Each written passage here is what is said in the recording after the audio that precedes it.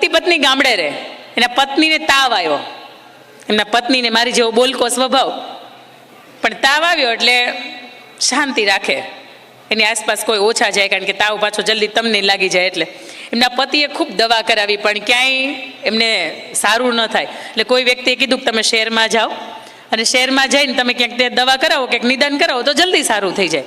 એટલે એમના પતિ છે એમના પત્નીને લઈને શહેરની અંદર આવ્યા.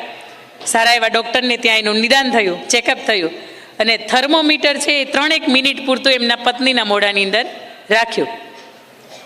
એમના પતિ થોડાક દૂર બેઠા હતા. આ ઘટના જોઈ ને એટલે એના પતિ દોડીને નજીક આવ્યા ને એને એવું કીધું, ડૉક્ટર સાહેબ એનો તાવ સારો થાય કે નહીં મારે નથી જોવું, પણ તમે જે આ મશીન મોઢામાં મૂક્યું છે ને એ કેટલાનું આવે ને એ મને તમે કહો. આ પહેલી વાર મારી જિંદગીમાં મારા પત્નીને મેં 3 મિનિટ સુધી શાંત રહેતા જોયા છે.